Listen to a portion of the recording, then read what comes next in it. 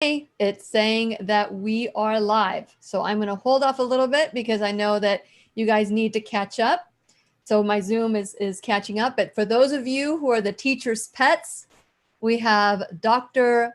Robert Rountree today, and we're going to talk about minimizing the impact of coronavirus. But just fill in the blank. It doesn't have to be coronavirus. It could be just about anything. So this is your job. Your job is to tag people, share the link, do everything you can to make sure that you help grow the classroom. Okay, so what I'm going to, and if you have a question, because we're also on YouTube. If you guys have a question, we are thrilled to have Dr. Rountree in the classroom today because he's a great teacher. And so if you have any questions for Dr. Rountree, please type in a Q and write your question because many of you make comments, but today we're going to be talking about our immune system and how to build it and how to minimize anything that's going on right now. So I'm going to hit the record button for our podcast and BitChute. So make sure you follow me on BitChute as well, because you never know when they're going to be censoring us. So we are now on BitChute and podcast, and that's what the recording is for. But we're also live on Facebook and YouTube. And I want to welcome all of you because today we're going to talk about how to minimize the effects or the impact of the coronavirus COVID-19. But you can also fill in the blank. So fasten your seatbelt because we're going to learn and grow together. It's time to dance now. The Lillian McDermott Show. We love, we fear, bridges we burn, we make mistakes, then we live and learn. When life gets tough, and it seems like your best ain't good enough. If you're in need of hope, you know where I'll be right here. Right here, and when you need a friend, you can count on me. I'll be right here, waiting for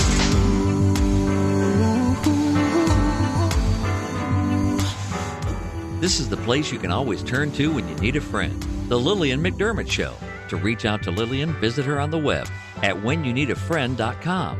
Now let's all learn together. Here's Lillian McDermott. Hello, my listening and my viewing friends. It's so nice we can meet each other on the air on this beautiful, best day ever. And for those of you who are tuning in for the first time, because you know Dr. Robert Rountree is in the classroom as the teacher today, please know we've been waiting for you. This is a safe place where you can go to when you need a friend. It is my commitment to provide alternative ways to heal, and it is my mission to make awareness, responsibility, and truth a part of our everyday life so that we can embrace a new truth. This is so that we can embrace a new truth and live the life of our dreams. Now, a couple of years ago, I think, I was in the classroom with Dr. Robert Rountree, who started his "Hello, class." That's how he started his lecture. And truly, he had me at hello. Truly, the first teacher to have me at hello. And basically, he talked about our bodies as a perfect machine, as something that was well-oiled and worked in combination to be optimal. But what happens is we are insulted by the environment and attacked by metals and germs and just you name it, vaccines, anything that you can imagine that is fighting against what our body wants to do naturally. So who else better than Dr. Robert Rountree here to talk about, he's traditionally trained family practice. He does herbology. He also works with mind and body. So what a great combination today, as we're still in lockdown for most of the United States and somewhere in the world. And since this is something that is affecting everybody worldwide, I know that we are going to learn and take lots of notes. So it's our sole purpose in life to give and receive love and knowledge. And I'm grateful that Dr. Robert Rountree, Bob, is here to do just that. Welcome, Bob, to the Lillian McDermott Radio Show Classroom. Hi, Lillian. It's great to see you again. It's nice to see you too. So let's talk about what you've been doing. I'm sure that you've been out there because you are in Boulder, Colorado, taking care of your patients that are putting their trust in you. What is it that you're seeing? Tell us a little bit about your background and what you're seeing today. Well, I'm continuing to practice. We just transitioned to home, which has been very interesting. I mean, I've always done a little bit of telehealth. I've always consulted with patients around the country. So this isn't a brand new thing, but 100% telehealth, that's new. I'm actually really enjoying it. Can get up and have my breakfast and go down to my office at home and give my patients a call. So that's actually working out quite well. A lot of it is the same as in the past. People continue to have the same kind of health issues that they've always had. So, we have this extra layer of this pandemic, and the risk that people are experiencing. And certainly I do have people that they call me that are concerned that they might have contracted this virus. So that's this extra layer that's, on top of everything else I've been dealing with: chronic fatigue and cancer and autoimmune disease and heart disease and all of those things. Those are still a problem, right? People continue to struggle with their health. And so when you're hearing people say, I think I have COVID-19, you're not testing, they think that they have it. How are you treating a patient that's telling you this through telemedicine differently than you would treat the common cold or flu? Well, the resources for testing have been pretty limited here, as they have been in most of the country. So I'm not telling everybody that's got a fever and a cough to rush over to the hospital emergency room and get tested. But if the person seems to be progressing, getting worse, and we really need to know what's going on, those are the people that I would triage. Fortunately, just in the last week, the testing has become more widely available. We have some local grocery stores that have set up drive-through tests, et cetera. So it's gotten a little bit easier in the last week, but at the same time, the number of potential cases has gone down. So, we've been a bit fortunate in Colorado that we haven't been slammed with this virus. But, it's still out there and people are rightly concerned about it. So, again, I'm not having everybody immediately rush out and get tested. I am doing more antibody tests lately, now that all our local labs, the Quest and LabCorp and our community hospital are all offering antibody tests. And so, I'm a little bit more liberal in doing that. That's for people that think they've had the infection and are wondering, whether it might be safe to go out. Now, just because you got a positive antibody test doesn't mean you're immune. There's still a big unknown around that. But, if you did have a positive antibody test, then at least you can say, yep, that illness that I had a month ago, that's what it was. Interesting. I've had, I don't know if you know Dr. Lillian Connealy. Oh, yeah. I've heard of Dr. Connealy. Yeah. So she wrote The Cancer Revolution. She's been a teacher in the classroom multiple times. And it seems like she was ill back in October, November, and she just couldn't shake it. It was like it caught her off guard. She has other health issues that she has had to, she was vaccinated as a child with a vaccine that gave her cancer. And they were like at 16 watching her because they ended up, it was so blatant that they had to call her mother and say, remember that shot, the vaccine? Well, it's going to put her at a higher rate of cancer. So that made her really aware of cancer. And so back in October or November of last year, she came down with something major. And now looking back, they're thinking that she had coronavirus, that it could be potentially, but she wasn't tested because at the time nobody knew. So with that in mind, she was able to get over it, no vaccine, got over traditionally how you got over a flu. With the people that you're seeing or that you're doing the telemedicine with that are experiencing, or maybe even getting worse, are you seeing anything different from what you've seen in the past? It's not that dramatically different, actually. Mm-hmm. I've been seeing people with respiratory illnesses, sometimes very severe, for my whole career.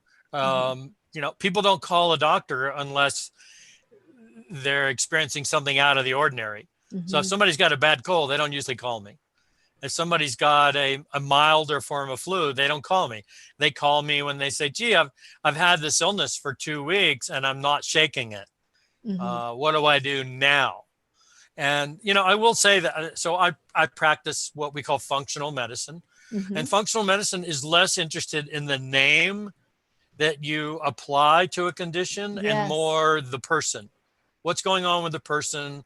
What's not working well in their immune system, and addressing that. So, whether you call it an influenza or adenovirus or a rhinovirus or coronavirus, the key issue is how is that person responding to the infection? One thing I like to point out, if you've got a kid with what's called measles, that kid doesn't, quote, they don't have measles, right? Well, you can't take measles and put it in a jar. You can put the virus in a jar or a test tube, Mm-hmm. but they have a condition that we call measles.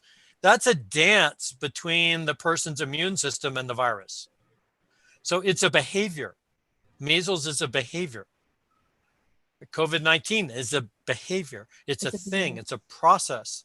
As soon as we call it a thing, oh, you have COVID-19, then it almost seems like it's something that's outside of ourselves that we're not responsible for. I love that. As you know, this whole class is about taking 100% responsibility. And sometimes diagnosis kind of like goes, oh, okay, now I can relax. Now I can take a pill, or now, now I'm a victim of that diagnosis, yes. As opposed to saying, okay, what am I doing? And then, okay. And here's the deal. I know that there are many of you and many people that were born with conditions or that maybe have conditions beyond your control. So let's talk about that small population that is happening to, and that's very unfortunate. But for the majority of people, right? Majority of people, when they have this diagnosis, or it's almost like a relief. It's not my fault.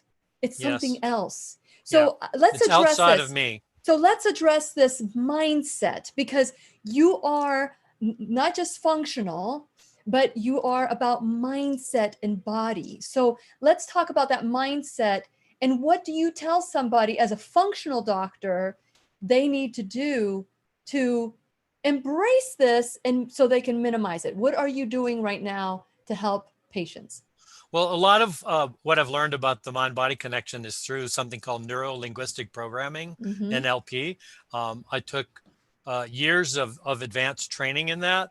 And one thing that you learn is that we don't really live in the world. We live in our maps of the world.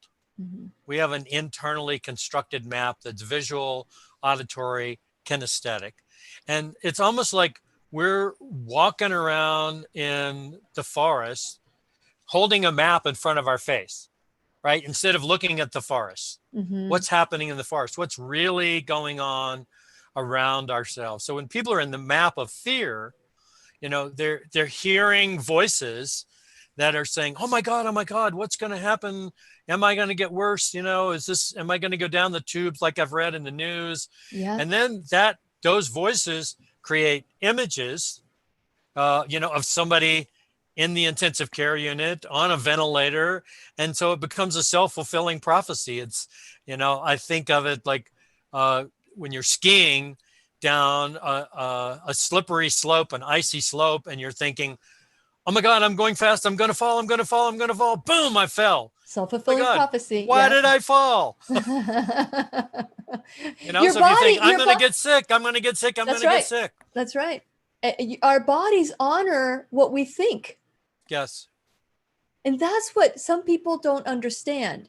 Even if you have a condition that's beyond your control, we can minimize it by the way we look at it. So you're talking about this map that's right in front of us. And when there's a Spanish expression that is, and I'll say it in Spanish for those of you who are listening in places, but that you'll understand, and then I'll translate it. The translation is not that good, but no te ahogues en un vaso de agua. So that means do not drown in a glass of water. Mm. So you have this image where you're putting the glass of water on your nose as opposed to in your mouth. And yeah, you could drown that way. I guess you could drown. But the reality is you cannot drown. Even when you're panicking on 3 inches of, 3 feet of water, thinking that you're going to drown, that the mind plays that scene and your body responds to it. So how do we minimize? So you're talking about neuro-linguistic programming, which, by the way, Brain Tap. So I want you guys to learn about Brain Tap, get a 15-day trial for free. So when we're talking about neuro-linguistic programming, what are some of the things we can say to ourselves that aren't, I'm going to be sick because our body will be sick, or I don't want to be sick because I'm still focusing on being sick instead of being healthy. So what are some of the things that we can say to ourselves to minimize whatever dis-ease we're facing? So I just can give you an example. I'm fortunate that I have access to a cabin that I own up in the high mountains here in Colorado. And so I try to get out and go for a hike every week. And, I try to find trails that are not too crowded. And, it's beautiful this time of year. So I'm going along for a hike and I'm telling myself, boy, isn't it nice to be here in this fresh air? And then I say, God, I really enjoy that feeling of the air coming into my lungs, and my lungs are opening up and exchanging oxygen and making my cells feel good. And so I'm giving myself these positive messages, right? And I'll tell you why I did that. There's a context, which is, I wake up and I think, oh, I have a little cough. I think I've got a little cough today. Oh my God, is it? And I could see my brain kind of going in that direction. Like, oh my God, I got a cough. Is this it? It's really easy to kind of fall down into that hole. Yes. And so I realized that I needed to do something, to change my map. And so I said, okay, I'm going to go out for a hike and I'm going to comment to myself on every positive thing that I'm experiencing. Oh, isn't the sun beautiful today? Isn't the sky blue? Doesn't the air feel fresh? Isn't it great to have lungs that work? Isn't it great to be breathing? And just keep reinforcing that and reinforcing that. And then even when I'm breathing in, I'm saying I'm breathing in healing energy and breathing out toxicity. And I'm saying that those things are real, that having those kind of thoughts and then letting those thoughts create images of blue sky, fresh air, sun shining. All of those things are really, really important. And, what do you know? By the end of the walk, no more cough. Self-fulfilling prophecy. Self-fulfilling prophecy. So one of the things, I want to go back to what you were saying about your mindset, which is, if I don't believe it, say I'm still stuck in the fear, like I'm going to go for this walk and I'm going to go, like, I don't know if you've seen Debbie Downer, and every time, it's Debbie something, Downer. everybody, she says something, they go, wah, wah. So that is something that we have in our brain that we, it's like, oh yeah, okay, yeah, I'm healthy. Even though my throat hurts, that's basically what we're saying to ourselves.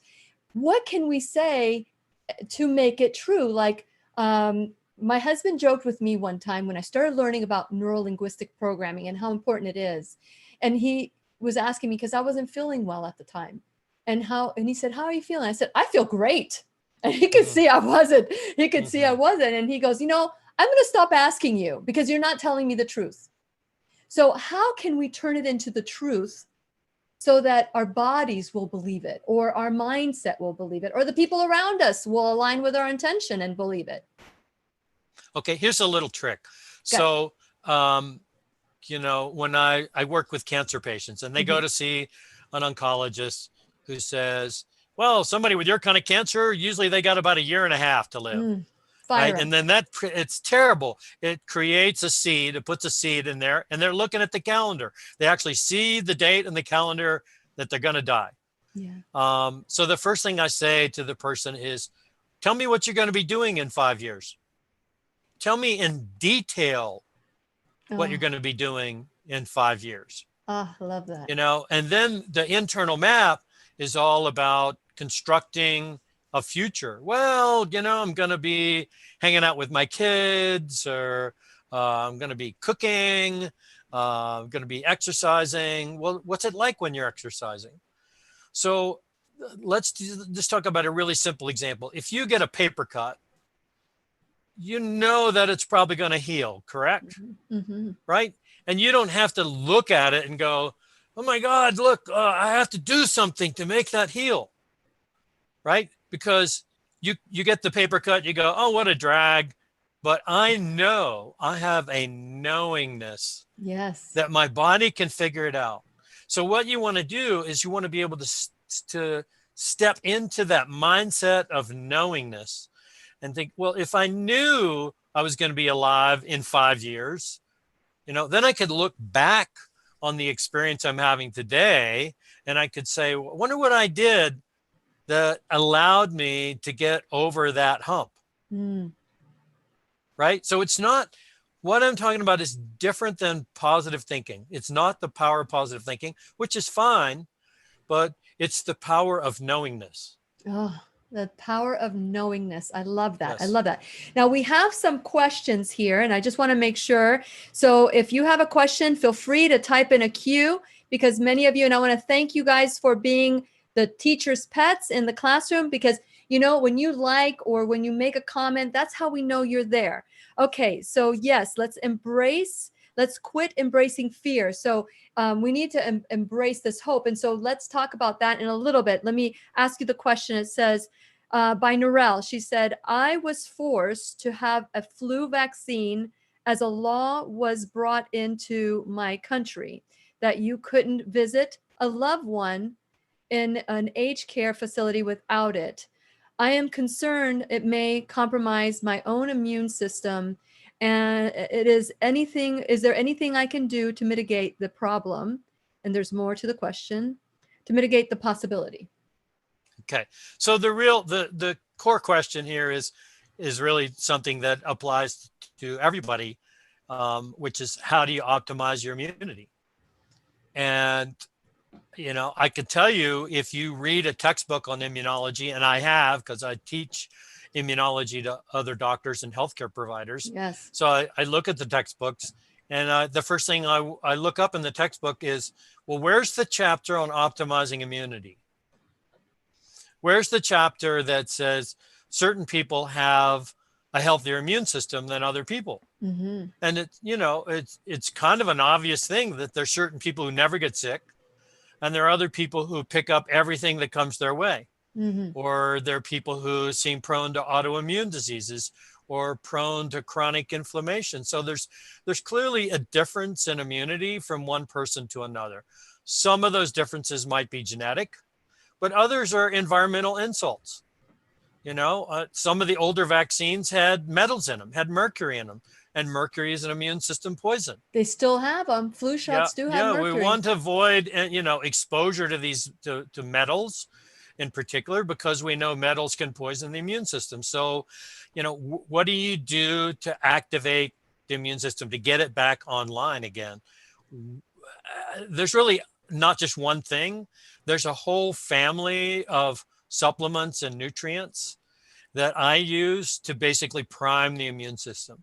And interestingly enough, it kind of starts with the alphabet, A, B, C, D. A, B, C, D. A, B, C, D, and then M, N, P, Q, Z. M, N, P, Q, Z is how I remember it. N, M, N, P, Q, and Z. Okay, let's talk about this alphabet. Okay, so this alphabet, vitamin A. Yep. Okay. The textbooks say nobody really needs to take vitamin A because you get it in the form of beta carotene from fruits and vegetables.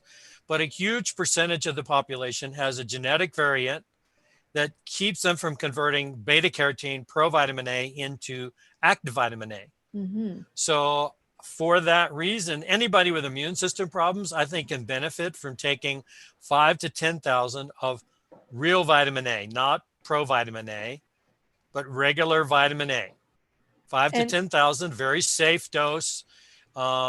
It has been shown in multiple studies to enhance immune system tolerance, right? So tolerance is what the immune system is all about. It's got to be able to distinguish what the bad players are from the good players, right? We've got, trillions of bacteria in our gut, 40 trillion bacteria in an average gut. We don't want to be reacting to those bacteria. No. We want immune cells that can say, yeah, that one's good. That one's good. Well, that one's, maybe not as good, but it's not going to do me harm. But that one's going to do me harm. Mm-hmm. And I need to be on my toes to react to the ones that are going to do me harm. Yes. Well, vitamin A and vitamin D in combination with A are very good at making sure the immune system is tolerant but ready. Do you know what I mean by that? Tolerant but ready? I think I do, but go ahead and share. Okay, so again, tolerance says you don't react to everything you eat. You're eating tons of food, in the course of your lifetime. You've got trillions of bacteria in your gut. You want to basically let the innocuous players go by, but if you eat some chicken that's undercooked and it's got salmonella in it, your immune cells need to respond to that and get rid of it, right? So tolerant but ready means you don't react to most of the foods you eat or most of the microbes that are in your gut. But as soon as one comes along that you need to respond to, or a virus that you need to respond to, which could be in the gut or it could be in the nose or in the mouth, yes, you want an immune system that's not going to ignore it, that's going to immediately respond, but not over respond. So you want to have just the right amount of response. And guess what? Vitamin A and D together seem to be the perfect combination for making sure you have that finely tuned immune response. How much D? Yep. For an average person? About 5,000 units a day. Okay. My mainstream colleagues laugh at me, scoff at me, and go, "Oh, how dare you? That's a massive amount. You're overdosing." Well, I measure people's vitamin D levels all the time in their bloodstream, and they're low. Yes. And these are people that are taking 400 units or 1,000 units. It's just not enough for most people. Yeah. So if my colleague says that's too much, your blood level's fine, where's the problem? That's right. I wonder why it is that some people absorb differently than others. Have you researched that? It's a difference in absorption. Vitamin D is a fat soluble vitamin, as is A, and some people just don't absorb fats well. So that's part of it. But if you've got a lot of body fat, if you have fat around your organs, then some of that vitamin D can get sucked up by the fat and stay in the fat. And we know that people that are overweight tend to have a harder time getting enough vitamin D in their system. Interesting. Now, should you take A and D at the same time? In the same day. I mean, usually. Same day. So when you say together, it doesn't mean I have to do a chaser with a vitamin No, A. they don't have to be in the same mouth. Perfect. Okay, good. Okay, so then you got B. So B vitamins in general are just simply important for maintaining good immune status. I really had to dig in the medical literature to find that. I mean, it seems like an obvious thing, but I started poking around and I found that especially the methylated Bs, methylfolate, methylcobalamin, that those seem to be really important for making sure that the DNA in our immune cells is turning on and off properly. Okay. So methylation, methyl group is a very simple molecule. It's a carbon with 4 hydrogens on it, or in chemical compounds, it's got 3 hydrogens. It's a gas, methane gas, right? Yeah. But the methyl group is something that nature uses to turn systems on and off. And if you're deficient in those methyl groups, then you have poor regulation of DNA. So if the DNA in your immune cells is not regulated properly, those immune cells get confused easily. So they're not as tolerant, but they're also not as well programmed, I think, to respond to bad things, to bad players. What about the people with MTHFR? Because I have that with both my parents. I inherited that from them, from both sides. Yep, it's a very common genetic variation, can affect maybe up to 20% of the population, depending on what group you're talking about. And those people don't get adequate amounts of folic acid from their diet. And they seem to do better when they use the methylated form of folic acid. So methylfolate, methyl B12, etc. Now, you are saying folic, and I've had Dr. Joel Furman in the classroom say, do not take folic acid because that's is it an oil? Do I remember oil-based, like a cheaper synthetic? So he says use folate. Folate, yeah, yes. He says not to use synthetic. Correct. Yeah. What do you think? I've been going around in circles around that for a number of years. I mean, I use methylfolate, right? So that's my preferred form of the vitamin. So with people with that have MTHR, the folic is not as good for us as the methylfolate. Yeah, correct. We need to do the folate. Okay. So is there a particular B, or do we just go with all the B's? B from 1 to Z, 1 to 10, 20, 100, or whatever it is. It's mostly what I see people missing is folate, B12, B6, riboflavin. Maybe a little thiamine in there, but those are the big ones that I go for: riboflavin, B6, folate, and B12. Okay, perfect. Anything else you want to say about B? No, I just think it's not that we're deficient in it. It's just that we can optimize our function, I think, by taking a supplement. Very good. Okay. What about vitamin C, which is one of my C. favorites? Oh my God, vitamin C. It's kind of gone up and down in popularity over the years. Everybody should take probably 2-3 grams a day, vitamin C, especially during this pandemic. Yes. Right? Vitamin C has antiviral properties. It's anti-inflammatory and antiviral. So again, we're not talking about correcting scurvy. That only takes 30 to 50 milligrams. Yeah. It's not about scurvy. It's about optimal functioning. Yes. Dr. Levine, I believe, has done a lot of the research on it. Can't remember his first name. A well-known vitamin C researcher that's basically dosed animals in higher and higher amounts to see how much their body can take up. And he says that's a much better way to figure out how much you need than simply saying, what does it take to overcome scurvy? So yeah, I think during this pandemic, most everybody should be taking higher amounts, and certainly at the first sign of illness, should be doing a lot more. Now in China, they've been giving intravenous vitamin C. Yes. And in a few hospitals in New York, they've been giving intravenous vitamin C. Yeah. And I'm at a loss as to why that wouldn't be part of the protocol in every hospital. I mean, it's safe, it's inexpensive. What's the downside? Yes. Interestingly enough, high dose vitamin C actually generates hydrogen peroxide. It creates oxidative stress, right? So it's not about getting rid of free radicals. The high doses that you give, 30 grams, intravenously, that actually creates an antiviral scenario in the body. I think it should be standard of care. Yes. And they're saying that vitamin C should only be done, when it's a like beyond, like the lost case, last resort is what I'm hearing them say. Yeah, like, oh, these are last resorts. You should do. I think that's how you should start. That's how you should start. That's where we should start, because I remember with Dr. Andrew Saul, I was on every asthma medication since I was a little girl. And here I am, 48 years old at the time, talking to Dr. Andrew under Saul. And he said, I can help you with that asthma, And so I said, bring it, because I was ready. I was learning about functional integrative medicine at the time.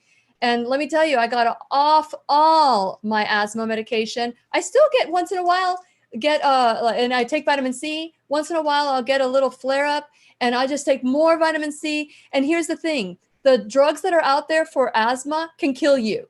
Yeah. But vitamin C will give you diarrhea. I'll take the diarrhea any day if I take too much, Yes. So, okay. Yep, it's called bowel tolerance. So that's how you know. So that's it. Take it to bowel tolerance. Take enough vitamin C to be symptom free. Yes.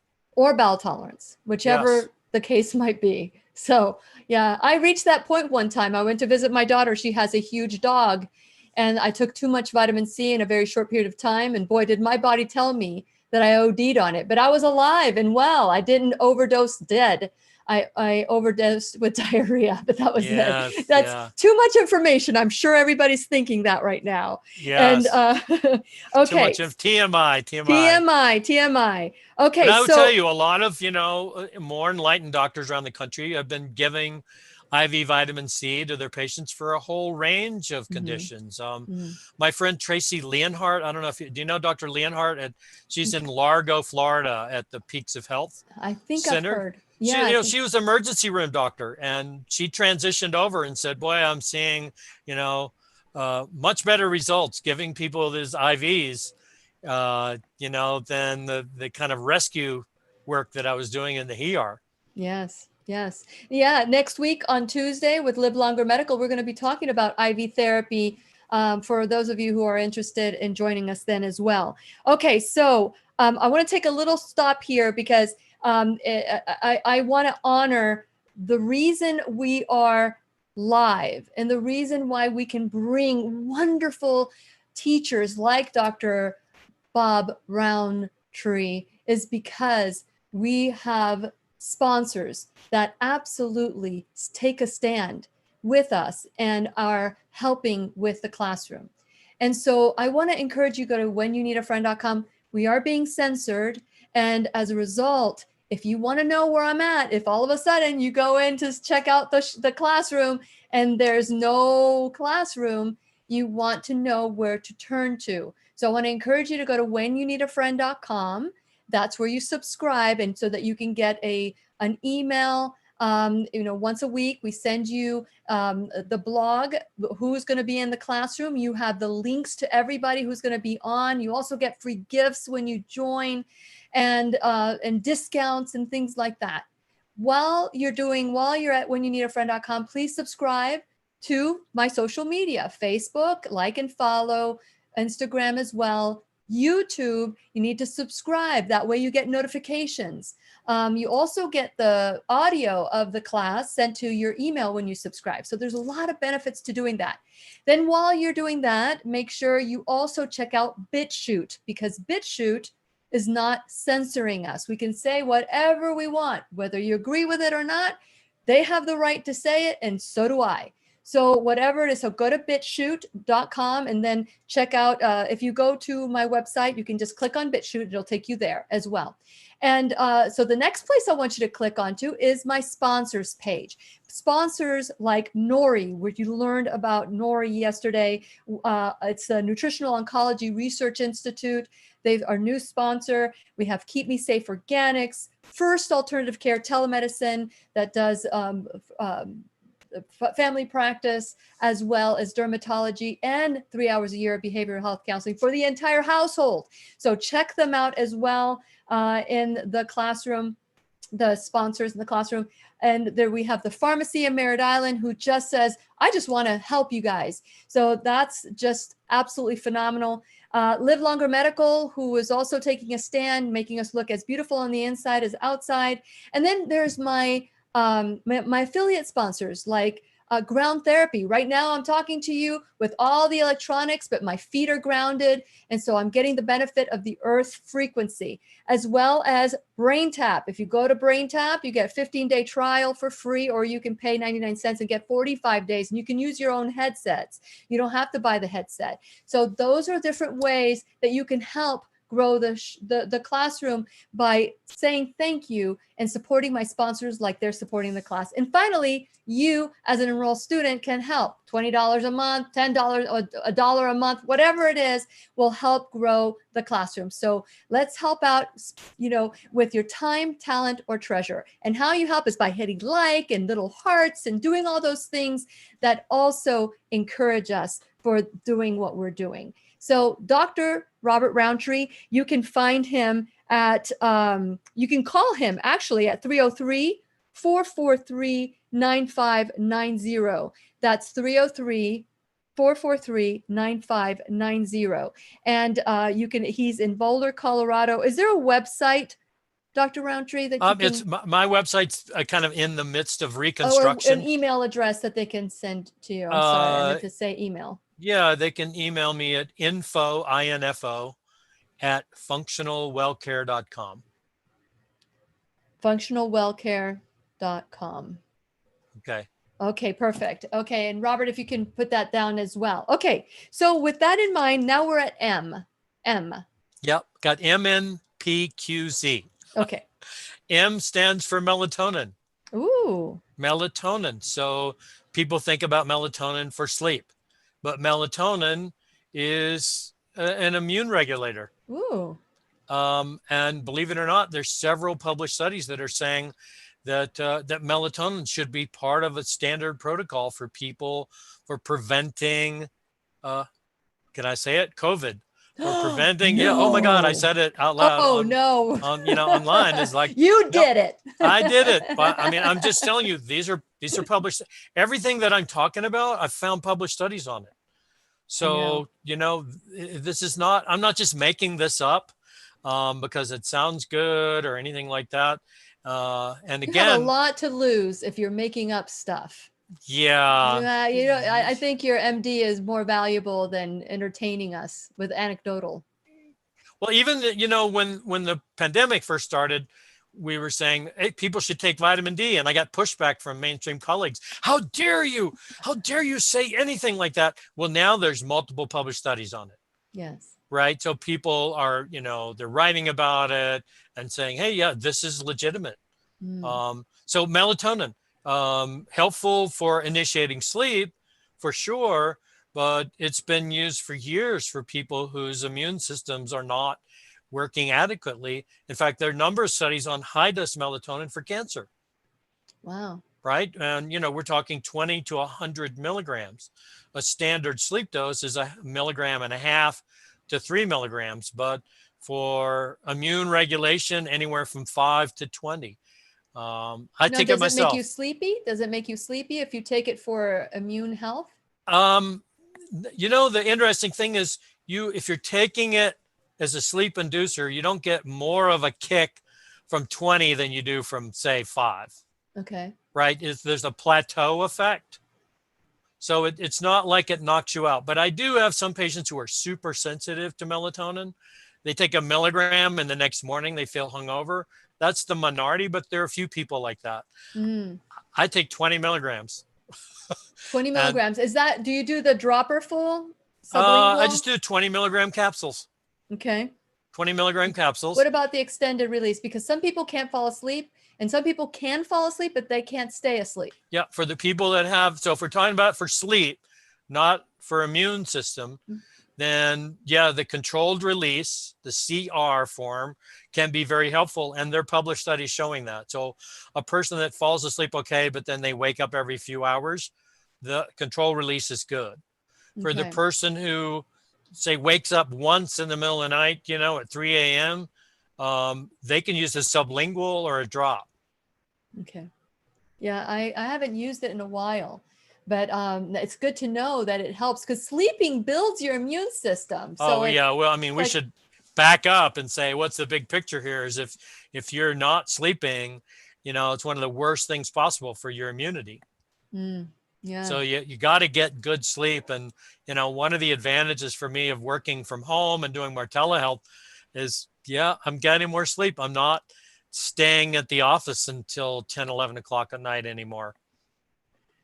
Yeah. So more sleep is good. I know working at home from home sometimes makes me keep my hours till 11 o'clock at night. And so it's the opposite for me sometimes. So I've had to really set some boundaries. Yes. Oh, I stopped. I am in bed by 10 o'clock, asleep usually by then. And especially since, being at home, I don't have as many things like with my marketing company going out there and creating more work for me. So you just got to watch out for Netflix because Netflix will get you, one more Is that episode. Vitamin N? Is that N? Is that your N? N for Netflix.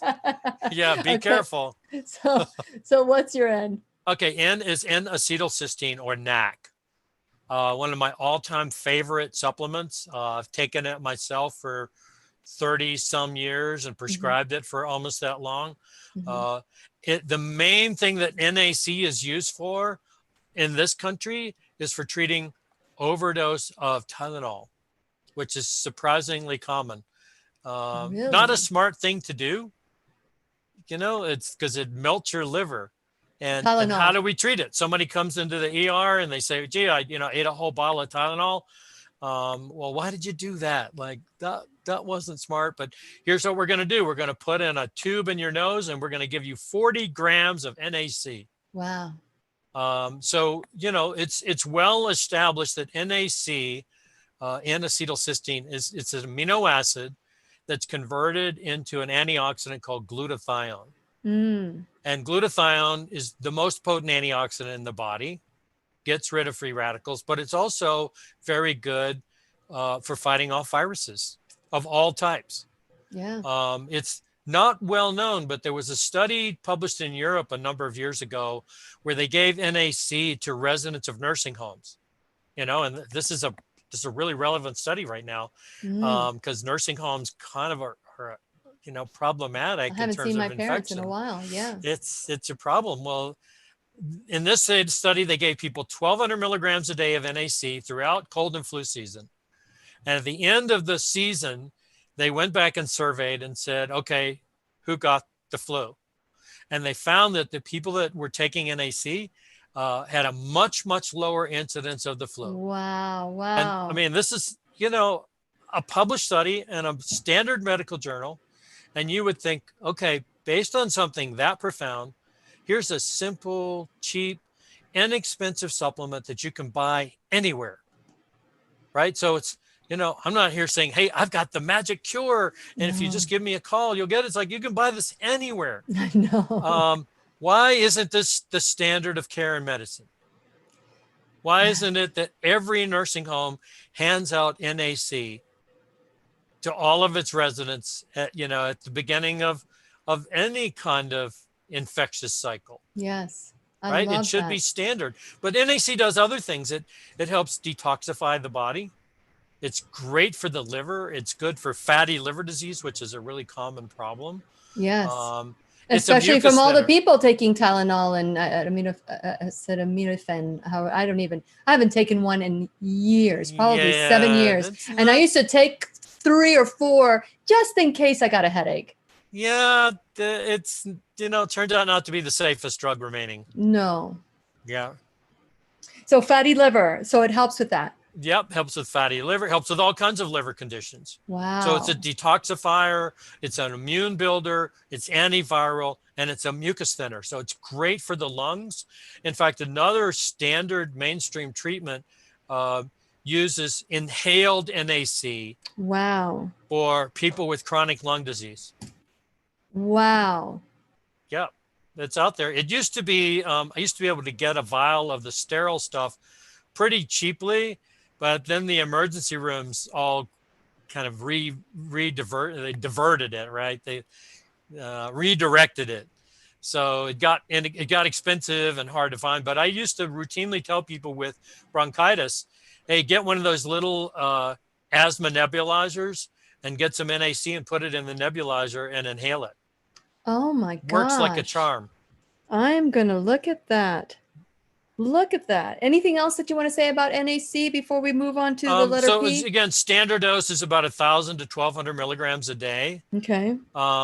You can bump that to 3,000 to 5,000 a day if you're starting to get any kind of respiratory infection. Mm-hmm. Is this something that you can IV? Can you put that in an IV? You can put it in IV, although generally if I'm going to do that, I would go ahead and use glutathione. Got it. Just a straight go. You know, Dr. Richard Horowitz was in the class last week, and he says he's giving glutathione to his COVID patients and to all his patients. And so it was nice to hear it from you as well, that you guys are doing the same thing in two totally different places. Yeah, IV glutathione, again, is something that really should be studied more in the kind of mainstream settings. I know plenty of alternative and complementary doctors that have been doing IV glutathione for 30 years. Wow. Right? Wow. So it's been around a long time. Well, go ahead. Okay. So I want to get through the letters, and then afterwards, PQZ. I know that I know that you guys have questions. And so after the class, after we do the podcast, so if you're listening on the podcast, there's more to listen to if you want to listen, and then we'll ask the questions then. So if you can just hold on. So PQZ. P for probiotics. Okay. P is for probiotics. So, probiotics, people think, okay, that's for gut health. Well, 80% of your immune system lines your gut.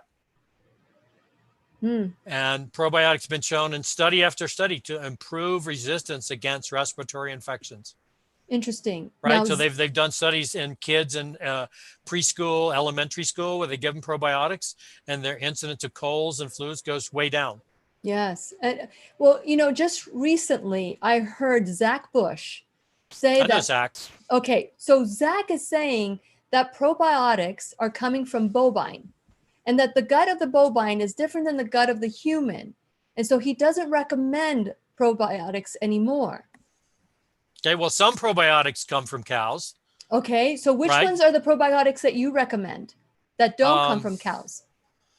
Well, Lactobacillus, what is the name? Lactobacillus plantarum comes from plants. LP. That sounds like you did a little curse on me. Plantarum, yeah. Lactobacillus plantarum, LP299V. You can buy that in most any health food store. That's good to know. So you're saying as well that you can get a plant-based probiotic. Oh, there are quite a few of them. Awesome. Good to know. Yeah, okay. Yeah. Q. So Q is for quercetin. Quercetin, one of my all-time favorite nutrients. It is a pigment that is found in the skin of onions. So if you eat French onion soup, you're getting a lot of quercetin. It's also found in red apples, and it's found really in all fruits and vegetables. So we're already consuming it, but in higher amounts is antiviral and anti-inflammatory. Wow. And what's the dose if you were to take a supplement? Regular quercetin is not that well absorbed. So you need around 3,000 milligrams a day. So the best way to do that's in a powder. Okay. Now, I should say for the 3,000, that's the dose for people who are having immune problems, right? Okay. Your average person may be 1,000 a day. Okay. But I like a form of it called quercetin phytosome, which is quercetin that is bound to sunflower lecithin, and that enhances absorption. With quercetin phytosome, the absorption is dramatically better, and you need 250 milligrams twice a day, 1 cap twice a day. Okay, 1 cap, 1,000 milligram twice a day? 250 twice a day of phytosome. Oh, so you take it with both. They're not they're either or. So either straight quercetin, you need more like 1,000, or quercetin phytosome, which is the highly absorbable one, 250 twice a day. Okay, got it. Okay, and Z. And Z is zinc. Zinc. Yay. Okay, zinc. But there is something that you take with zinc. It starts with a P. Well, I mean, I use zinc picolinate. That's it. That's So what you're is zinc thinking. That's a really picolinate? good form of zinc. Zinc Okay, zinc picolinate. because zinc without the picolinate doesn't absorb as well. Is that It's the reason? much better absorbed with the picolinate. Okay, so zinc with picolinate. Right. Okay, so how much vitamin Z should Vitamin we? Z, about 30 milligrams for most people is a safe and effective amount. Some people with chronic immune problems may need 60, but you don't want to go over 100. No, not over 100. Not over 100. So 30 for most people as an average recommendation. That's how much I take. Okay, that's good. And a lot of people are zinc deficient. Do you take A lot of people. Should you take this at night or during the day? And we've got 1 minute left. So we're going to continue this. I take it with breakfast. Take it with breakfast. Take it with breakfast. Oh, so you should have it in the morning? I have it in the morning with my food. Okay, so I'm going to ask you a gassy question after we're done with the classroom, because when we say goodbye for the podcast, because a lot of people have a gastric reaction to zinc. So before we go, any last words about fear? Okay. So those of you have to tune in and watch the rest to find out the end of this chapter. Dr. Bob, just absolutely adore you. We need to get you back in here more often. So thank you so much for coming and being our teacher today. My pleasure. And remember, there's still more to come. So stay tuned. Please remember, we'll be right here waiting for you worldwide at whenyouneedafriend.com. This is Lillian McDermott and Dr. Robert Rountree wishing you love, peace, joy, and unexpected abundance. Make it the best day ever. Yay. The opinions and advice expressed on the Lillian McDermott radio show are intended for the individual callers and guests on the program and are presented to our wider audience solely for general educational purposes. Please act responsibly and consult personally with your own medical, psychological, or nutritional expert before taking any steps to improve your life. A great class today. You are amazing. Okay. Thank you. I love how you make it so simple and easy to understand. And so it's doable. You make it doable.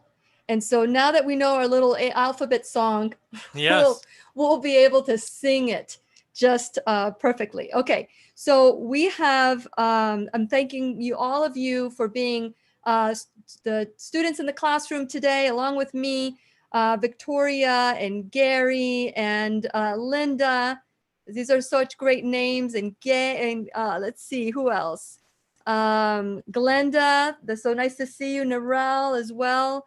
Isela wants to know what kind of vitamin C is good.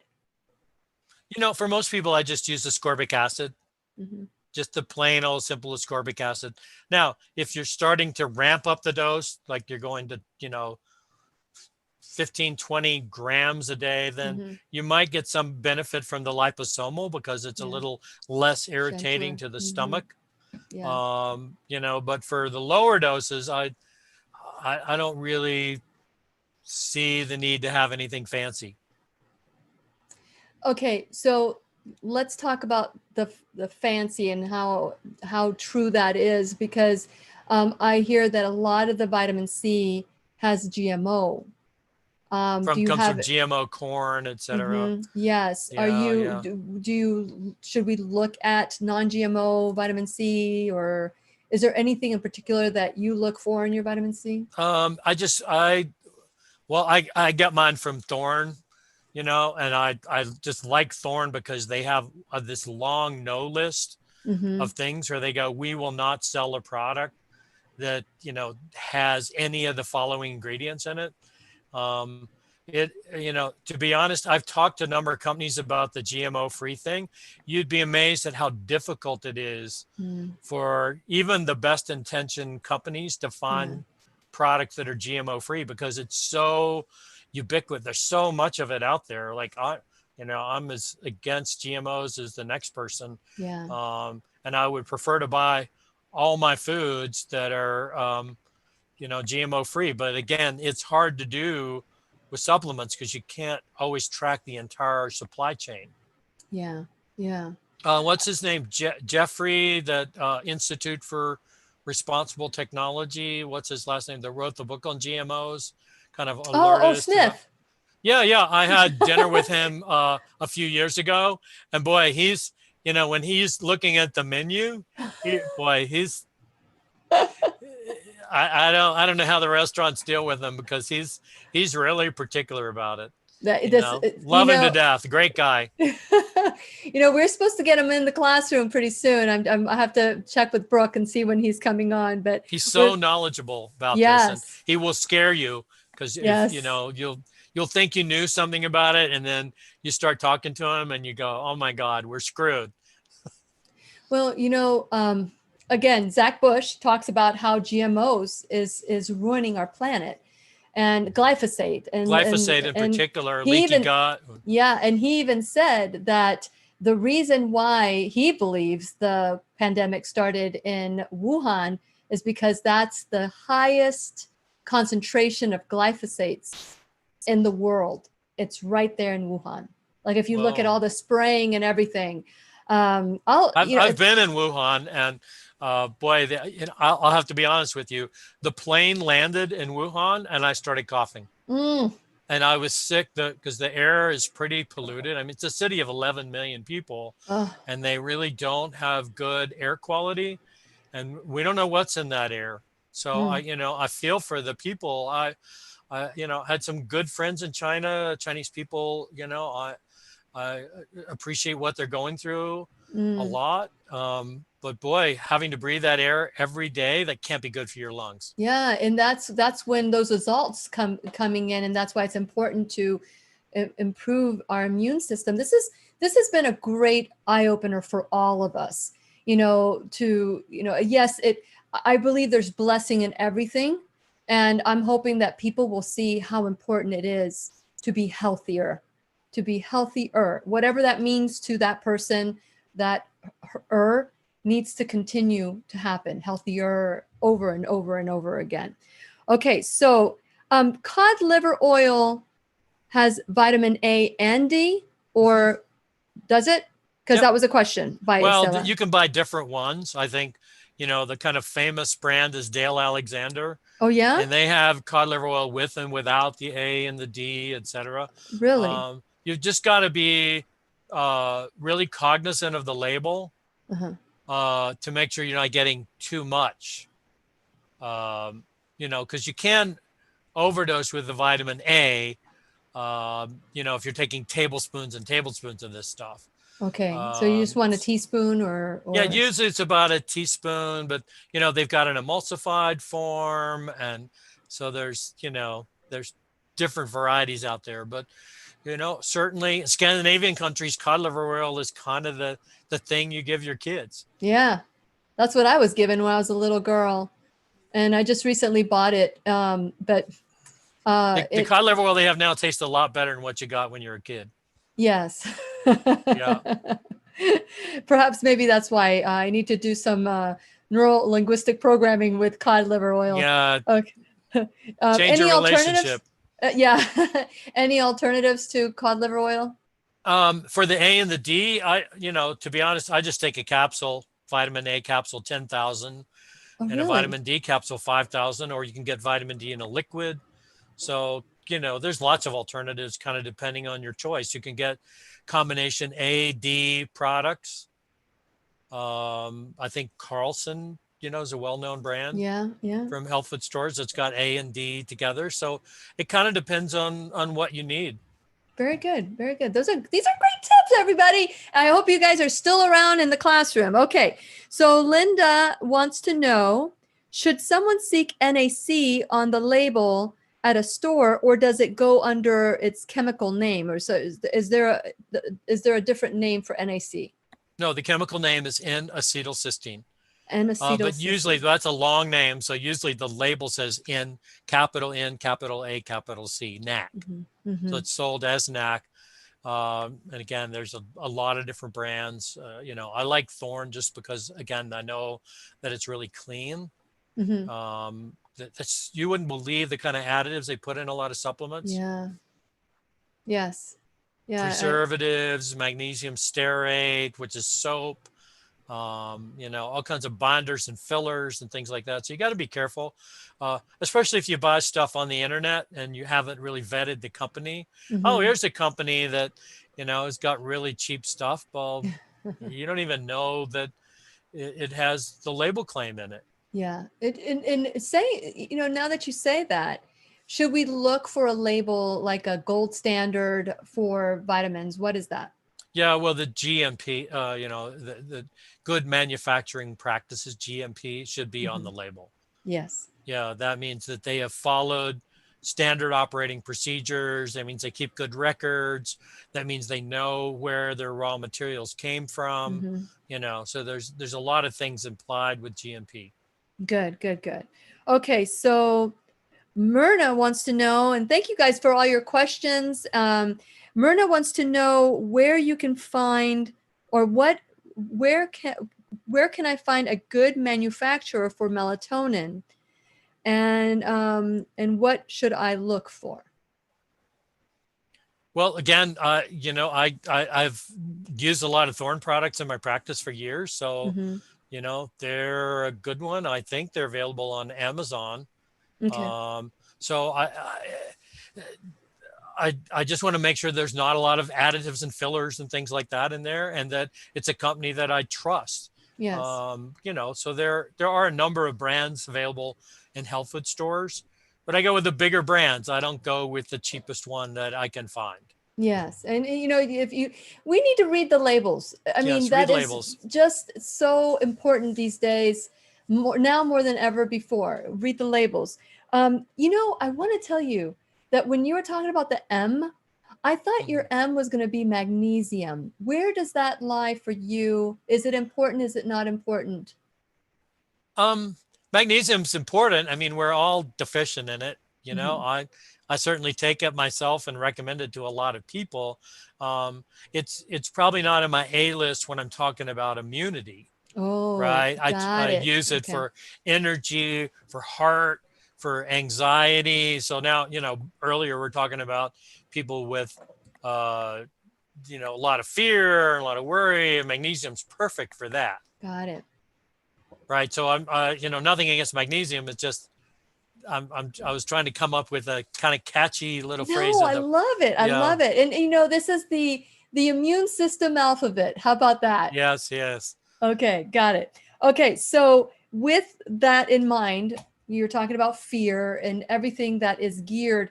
I don't watch television, and that may be smart. I control what I read. I control what I watch. And if I want to watch what the president is doing, I go to his press conference. I don't filter it through any of the channels because there's a 2-minute delay. People don't know that, and it could be manipulated. And so I just want to get it straight, and then we're done. I'm done. I just get the information that I need because I need to stay current. I can't be an ostrich. So let's talk about this, fear and what fear does to our body when it comes to creating a response. Well, fear activates the fight or flight response. Yeah. Right. And that's a very primitive part of our brain. That's very reptilian. And so you can't, once that's activated, it's hard to think your way out of it. Right. So you've got to be very careful what kind of signals are coming in, your eyes and your ears. Like I said, if you take in too much news, that can be a problem. And so, I'm on a news diet. Right. So I want to know, I'm more likely actually to read my local newspaper because I just want to know what's happening in my area. Yeah. So I do subscribe to my local newspaper. I want to keep them in business for one thing. Yes. So I read it enough just to get a kind of sense like, oh, are they going to be doing road work down the street? I like to be informed, but I don't want to swim in it. And most experts are saying that, psychiatrists, psychologists, psychotherapists are all saying, don't swim in all this news because You know, you only need so much information to figure out what you're going to do with your day. All right. If, you know, if you read the news that says, hey, there's a wildfire that's 5 miles away from you, you better pay attention to that. Yeah. But otherwise, I don't necessarily need to know what's happening in Rwanda every day. I don't want to be ignorant. I want to have some sense of how the world, what the direction is in the world, how is the world going. But again, I have to cut it off, and then I need a certain amount of time where I'm going. I got to go outside and breathe the air, you know, and take in the sunshine every day. I love that. It's so important. And, you know, I want to put it in perspective before we go, because I know I want to be sensitive to your time as well. I got to get on my bike. I'm going to be getting on my bike in a few minutes. Awesome.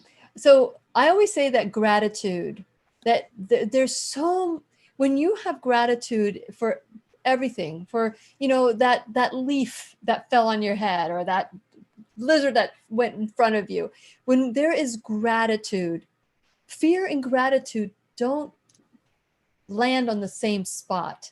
Like, you can have fear, but if you turn it around and you start focusing on the gratitude portion, it's almost like it kind of dissolves fear. What are some of the exercises that you do that maybe you can leave behind, that, you know, that will help people focus on gratitude, so their anxiety and depression and all those things can minimize? Yes. So, I mean, the best example I can tell you is that I love to swim laps, and I have, you know, I swim about 1.25 miles, have most of my life. I don't think I've gone more than 2 weeks without a swim in 30 years. And then all of a sudden, you know, I've got a health club that's not far from here, and all of a sudden they shut down, right? Because of the pandemic. And boy, I thought, I'm going crazy. I can't get in the pool. And then about 2 weeks ago, they sent out an announcement saying, we're going to open the outdoor pool. And I was one of the first people to sign up. I said, okay, I'm going to get in that water because I can't stand it any longer. And so I'm leading up to something, which is, I don't think I've ever been so grateful to get in the water. I've taken it for granted because it's something I've done for decades. But I got there and I just thought, oh my God, am I so grateful for this? And every time I was crawling down the lane, I was saying, boy, am I grateful. Boy, am I grateful. Oh my God, this is great. How grateful am I to do this simple thing, which is swim laps, right? Really? Swim laps? But, you know, it's these simple things that you do that if you're expressing gratitude for that, then I have to say every minute becomes holy. Oh, I love that. I like that. You know, first it's the thought, then it's the feeling, and then it's the action. Yes. And so if we can, you know, the world says nip it in the bud, and I always say nip it in the thought. If we can just get started and identify that thought as, you know, this is not supporting me right now. I need to shift and figure out what would be the opposite when it comes to, you know, how can I look at this through the eyes of gratitude? And I really do believe that many of us would, you know, be going through it. It helps you deal with all this stuff. This inconvenience is a lot easier. So how wonderful that you were able to swim. So how long did you go without swimming? Oh, it'd been 2 months. Oh, wow. It had been 2 months. And I tell you, I was talking about withdrawal. You know, I was really feeling it. Like, just got to get in the water. What about chlorine? Do you worry about chlorine? I'm a bit concerned about it, but I take so many detoxifying supplements like NAC. I'm going to go it's just get some something NAC. I deal with. Yeah, I think I'm going to go get that. Now. Yes, absolutely. Absolutely. Now. Is that the brand now, or is that now? Oh, well, they have it too. Yeah. That's a good company. Yeah, they are. And it's over the counter where over people the can go and, you know, it's easier to do. And so, and I'm not saying to get that brand, but I know of the brand now. So when you said that, get it now, I'm like, which one are you talking about? The Yeah, Now yeah, brand that- or, but yeah. anyway, thank you so much. I'm so grateful for you You to bet. coming on to the classroom today. And I will visualize you in your bike, and that'll make me happy too. So thank you you. so much for coming on. All of you in the classroom, thank you so much for coming on today. And I look forward to seeing you tomorrow. Tomorrow is my 9th anniversary. So the first day of the classroom or the show, back then it was a show, was on my birthday. So 9 years later, here we are. So I hope you join me. We're going to have some giveaways. We're going to have some fun. And hopefully it's tomorrow morning at 8 a.m. Eastern time. So please join us then. Please remember to like and make your comments, follow, share, do all that stuff to help us grow the classroom. So say goodbye, Dr. Bob.